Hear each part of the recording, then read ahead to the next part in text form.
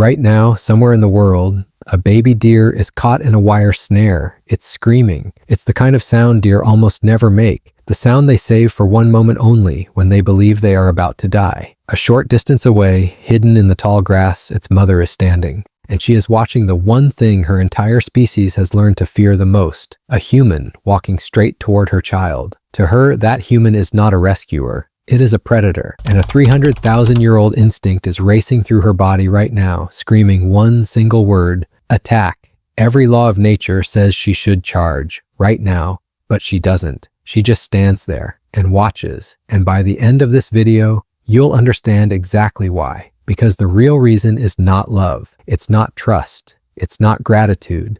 It is something far stranger, so strange that it will change the way you look at animals forever. But first, you need to understand what's happening inside that mother, because only then will you realize how impossible the thing she's about to do really is. Every wild animal has an alarm system, and it never switches off. Who is coming? How fast? From which direction? Whether their eyes are locked on. This calculation happens before thought even begins, and when the thing approaching is a human, the answer is always the same: run or fight. This isn't something they learn. It exists even in animals that have never seen a human in their entire lives. Before fear is even born, it is already written inside them. Now add a trapped baby to that system, and the whole alarm catches fire. And here is something that might unsettle you. When an animal is caught in a trap, the stress inside its body is greater than when it is shot. Stop and think about that for a second. Being trapped is more terrifying to the body than a bullet. In one study on wild boar, the stress hormones in animals killed in snares were far higher than in animals shot during a hunt. The heart beats so fast that this fear, if it lasts long enough, can kill on its own. And the mother watching all of this, for her child, a doe, an animal that normally runs first, will stand her ground, even against a lion. The deadliest animal in the wild is not some hungry male. It is a mother with her young nearby. So look at her one last time, the trapped baby, the human approaching. A body flooded with more fear than a gunshot could ever cause. There should not be a single moment in this story where she simply stands still, but she does. And the first clue to why comes from a place that has nothing to do with this forest, from a terrified 50-ton whale. December 2005. Roughly 18 miles off the coast of San Francisco, out in the open ocean, a crab fisherman spots something that stops him cold. A female humpback whale, around 50 tons. And she is slowly drowning. The ropes from crab traps, more than a dozen heavy traps, each one 90 pounds, are wrapped around her mouth, her fins, and her tail. The weight is dragging her down, and she is spending every last bit of her strength on one thing only: keeping her blowhole just above the surface, just barely, so she doesn't suffocate. 4 divers go into the water holding small, curved knives. And here, you need to understand the danger. This whale is so massive that a single flick of her tail, not even an attack, just a flinch, could kill any one of them in an instant. But the moment they enter the water, the whale goes completely still. For nearly an entire hour, a 50-ton animal, drowning in fear, holds itself in place while strangers run blades across its body. The divers later said that she would shift her position ever so slightly to make it easier for their hands to reach the ropes. And when the last rope was cut, she didn't flee. She turned back, came to each diver one by one, and gently pressed her nose against them. One of the divers, James Mosquito, said it felt like she was thanking them. Now that word,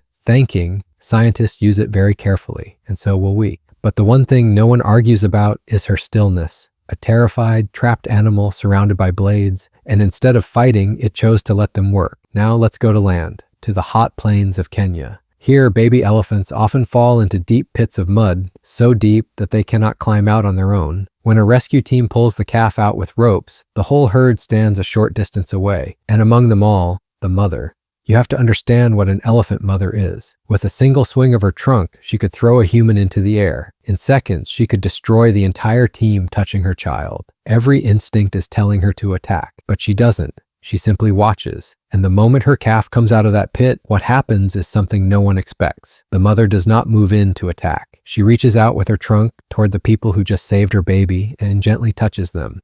A slow, deliberate moment, and then, pulling her child close, she walks away. 2 different animals, 2 different corners of the world, from the depths of the ocean to the hot, open plains, and in both, the same impossible stillness. This pattern shows up again and again across dozens of species, because in every single case, that human did one thing and didn't even know they were doing it. Here's the part that changes everything. Over millions of years, every predator that these animals' ancestors survived killed in the same way. A kill script, a fixed sequence. First, it locks its eyes, then it lowers its body, then it freezes, and then it explodes forward in a single, straight, committed line. Stalk, stare, freeze, charge. And the brains of these animals, they are tuned their entire lives to detect one thing, that exact sequence. When those signals arrive, the attack or flee command fires without thought. Now watch what a human does during a rescue. They move slowly, they stop,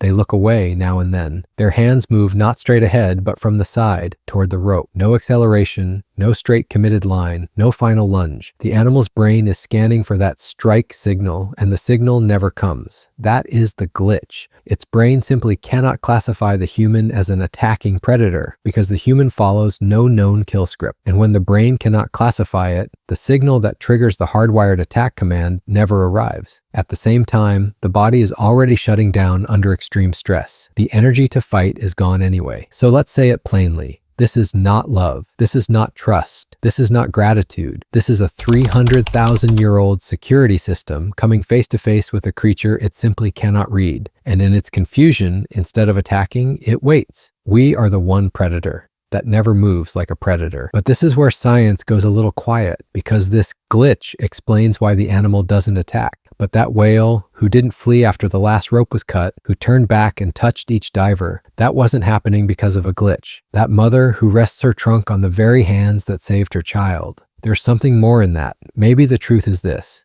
That animal, in the most terrifying moment of its life, meets a creature that breaks every rule it ever knew, one that comes close but does not kill, that touches but does not tear, that instead of making the danger bigger, makes it smaller. And between the two of them, in that silence, something happens that science doesn't yet have a name for. Now let's go back to that deer mother, the trapped baby, the human, close. Her entire body is screaming, attack! But the signal that pulls the trigger on that command, it never comes, because the human in front of her moves like no predator ever has. And maybe somewhere beneath all that biology, that mother records something no predator has ever done. It is making the danger smaller, not bigger. That's why she doesn't charge. She stands still, and she watches as the wire comes loose from around her child, and it runs, free, back to her.